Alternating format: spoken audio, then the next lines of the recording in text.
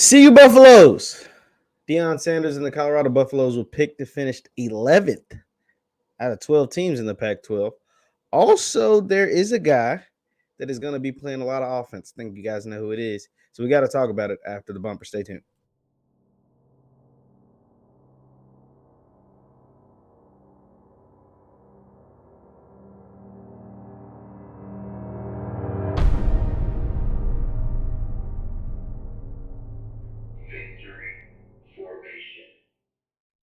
What's going on, everybody? What is going on, everybody? My name is JeffLightsyJr. This is the Victory Formation Sports Show right here on JeffLightsYjr. YouTube, Facebook, wherever you get your content. Do me a favor, hit that thumbs up button, like, share, subscribe, and the notification bell because we upload all the time. Not every day, but all the time. And over the weekend, you had the Pac-12 Media Days, and that, of course, presented Travis Hunter, Shedeur Sanders representing Colorado along with their defensive coordinator because Coach Prime had emergency surgery. Prayers for him. Hope he is recovering well and he continues to recover from all the different procedures that he has to get done. But nonetheless, Travis Hunter, Shedeur Sanders, defensive coordinator, I think his name's Charles Kelly, was there to represent the CU Buffaloes and at the Pac-12 Media Days. The coaches, the SIDs, the media members, whoever vote for the preseason rankings, they voted Colorado to finish 11th out of 12 teams in the Pac-12. Let's go to the Pac-12 website and let's just show you what they have. So you see USC, Washington, and Utah round out the top three with Oregon at number 4, also getting one first place vote. And all the way here at the bottom with California, Arizona State, you got the Boulder Buffaloes, Colorado Buffaloes, and Stanford comes in 12th place. And so this just lets you know that the media members, they just don't have any faith in Colorado this year. I don't know if that is there. There could be multiple things at play because I don't think they should have been voted 11th. I don't think they should have been in the top 5 or top 6. But after 7, I think it's a toss-up. And I definitely think you can have Colorado in that 7, 8, 9 range as opposed to that 10, 11, 12 range. A part of this could be just simply because, Colorado's coming in with a lot of hype, right? They're coming in with a lot of attention, a lot of hype.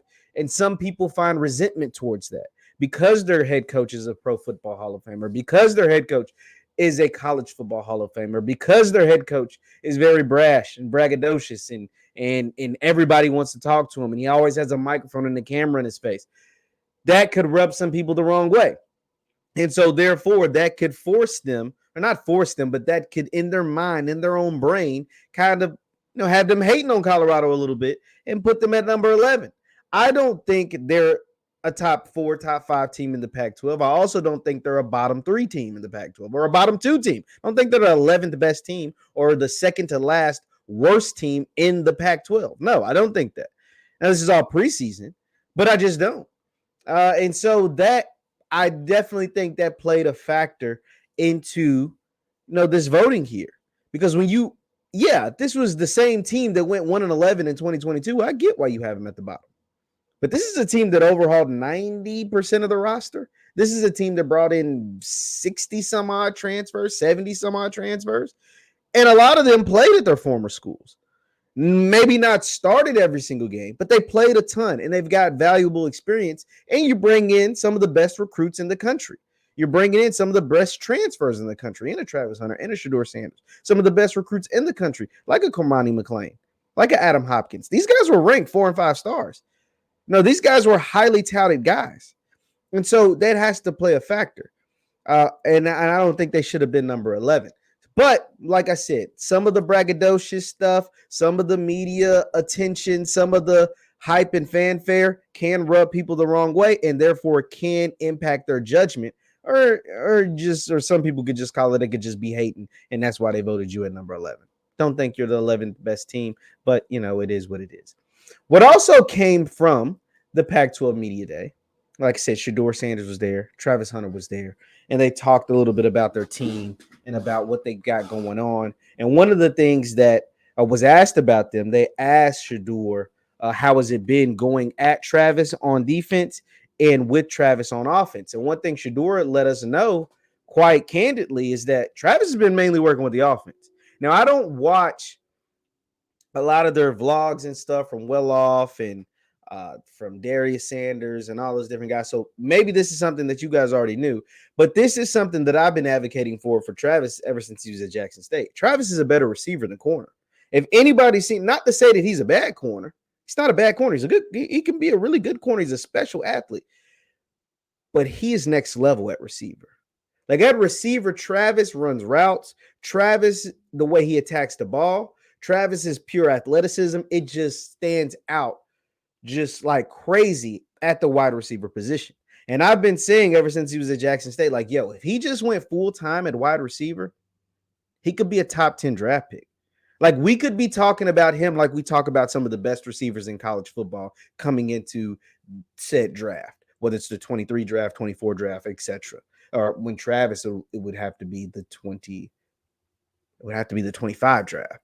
If Travis Hunter plays the majority of his snaps at Colorado at wide receiver, he will be a top 10 pick in the 2025 draft. I'm willing to say that in 2023. I honestly believe that. He is that special. He is that talented. And there's multiple reasons why it just makes more sense for him to play him to play wide receiver than corner. One, the biggest one is because I think his talent is showcased better at wide receiver. That's just the thing. To me, another thing is if you're just looking at the next level and who gets paid at the next level, both wide receivers and corners get paid. Let's not get it twisted. They aren't running backs. You know, they don't struggle like the running back struggle.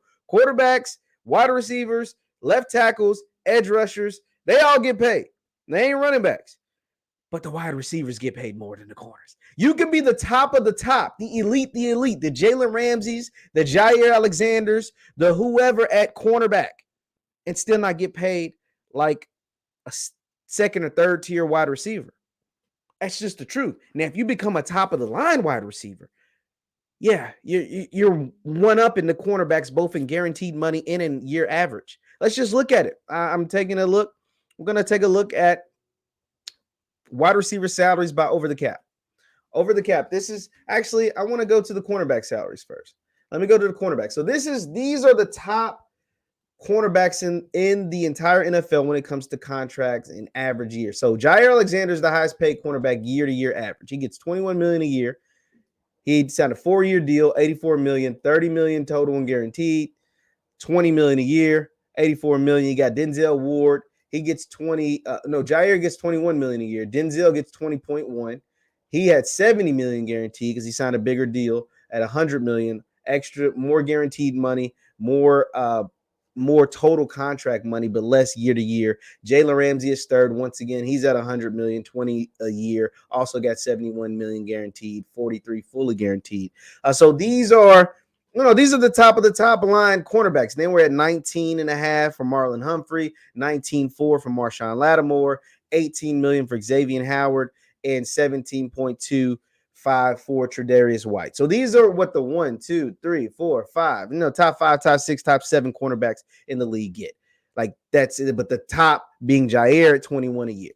Now let's look at the top wide receivers.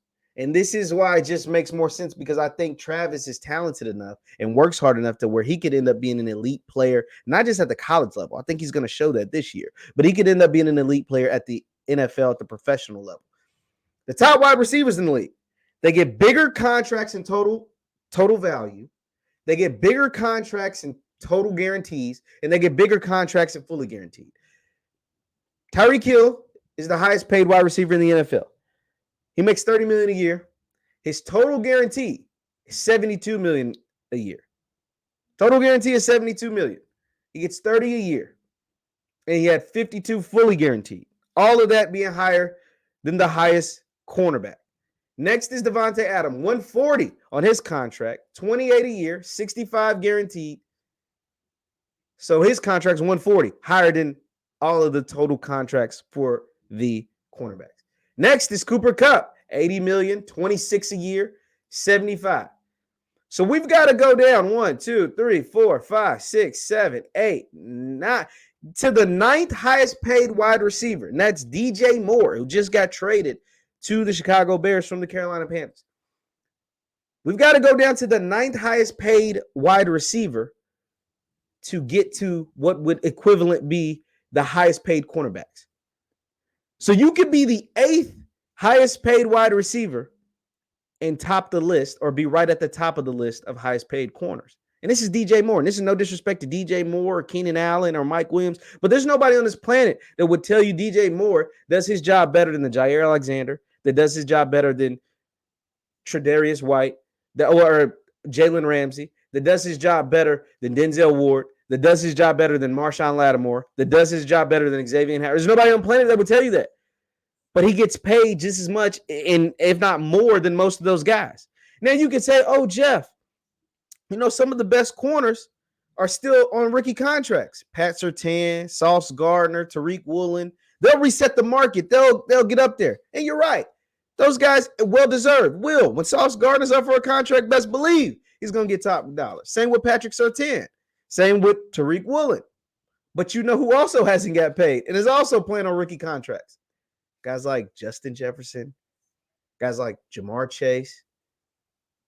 Don't you guys think they'll reset the wide receiver market? So whatever Tyreek and Devontae and Cooper Kupp have, A.J. Brown have, that Jettas, J.J., and Chase, some of these young rookie contract wide receivers won't do the same. And theirs will be bigger than Sauce and Pat Surtain because of the position that they play.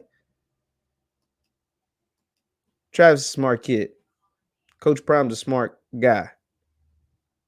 I think Travis likes defense better. I think that's what it comes down to. I think he actually likes catching interceptions and making plays on defense more than he likes. He likes both scoring touchdowns on offense, but I think he actually likes the physicality of playing defense and catching interceptions and making teams pay. But let's be smart here. Your future's on offense. The money's on offense. Go play offense. He'll play both in Colorado, and we'll get to see him star at both. And they're going to need him to do both because being picked 11th means there's not much faith in what they are doing right now up in Boulder. I have more faith than the Pac-12 media members that voted. We'll just have to see how it plays out. But I did not expect them to vote them 11th in the Pac-12. Leave your thoughts in the comments down below. Do you think Colorado will finish higher than 11th in the conference?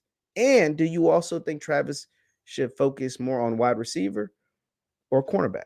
My name is Jeff Lightsy Jr. This is the Victor Formation Sports Show right here on Jeff Lightsy Jr. YouTube, Facebook, wherever you get your content. Do me a favor, hit that thumbs up button, like, share, subscribe, and notification bell because we upload all the time. Thank you guys for tuning in. Also, you can follow me on Instagram and Twitter at JLightsy7. That is Instagram and Twitter at JLightsy7. I'll see you guys next time. Peace.